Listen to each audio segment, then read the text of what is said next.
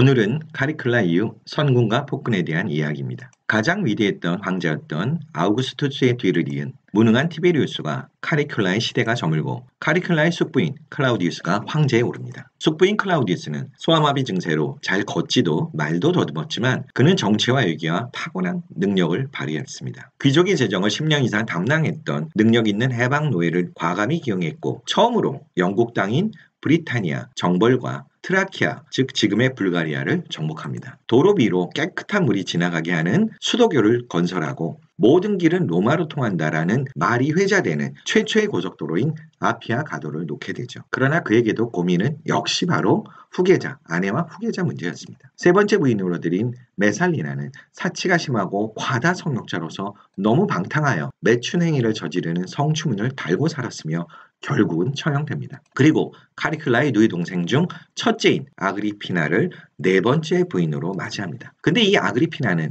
권력욕에 완전히 찌든 여인으로 자신의 아들을 황제에 오르게 할 생각뿐으로 가득 차 있었죠. 결국 그녀의 아들이 황제가 되는데 그게 바로 우리가 잘 아는 폭군 네로입니다. 성군과 폭군의 시대가 번갈아 오는 로마의 역사가 또 한 번 시작되죠. 그도 카리클라처럼 처음에는 아주 잘합니다. 초기 8년간 평화와 안정을 위해 황제직을 충실히 이행했지만 아이러니하게도 그를 바꾼 사람은 다름 아닌 권력욕에 가득 찬 그 엄마 아그리피나였죠. 권력욕이 강한 아그리피나는 산악관권 네로가 하는 정치에 간섭을 하게 되고 결국 모자 사이는 틀어지며 급기야 네로는 모친 아그리피나를 암살합니다. 이때부터 그의 악행이 시작되는데 자신의 부하인 오토 장군의 아내를 강제로 파이아에게 반해가지고 둘을 강제로 이혼시키고 부인을 가로챕니다. 향후 옥타비아는 간통죄를 씌워 살해하고 임신 중인 포파비아는 화를 못 참고 발로 차서 죽입니다. 스스로 예술가라고 착각하며 자작시를 발표하고 스스로가 배우가 되어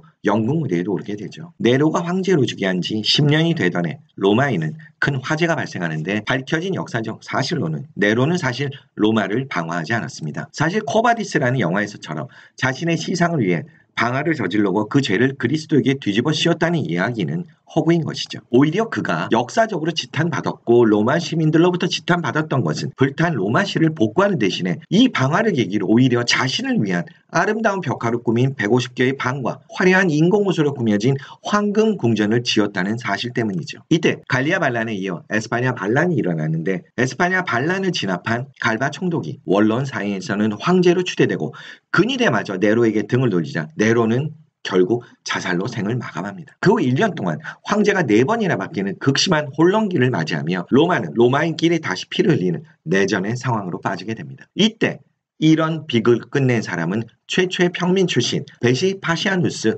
장군이었죠. 아들 티투스와 함께 예루살렘 정복 전쟁을 하던 중 황제로 추대되어 로마로 돌아옵니다. 그리고 그 베스파시아누스 황제가 된 인물은 네로의 황금궁전을 헐고 거기를 대중을 위한 공간을 짓죠. 그리고 그곳에 아들 티투스 목욕탕을 세우고 인공호수 자리에는 그 유명한 콜로세움을 세우게 되는데 아들 티투스 황제에 의해서 공사가 마무리되죠. 역사에서 우리는 티투스 황제에 대한 기억이 별로 없습니다. 2년의 짧은 재임기간 때문이었죠. 다만 이때 일어난 역사적 사건은 우리가 기억하죠. 서기 79년에는 베수비오 화산이 폭발하여 찬란한 도시 봄페이를 덮어버리고 그리고 로마에서 대화재가 나고 81년에는 전염병으로 많은 사람들이 죽게 되는데 티투스는 이런 사건을 비교적 잘 수습해서 나름 로마인에게는 인기가 있었습니다. 로마에는 20여 개의 개소문이 있었는데 현재 남아있는 것은 딱 3개이므로 가장 오래된 개소문이 바로 티투스 개소문으로 콜로세움 옆에 있는 것이죠. 유대 전쟁을 기념한 것이라 합니다. 개소문은 역으로 유대인에게는 예루살렘 성전을 파괴하고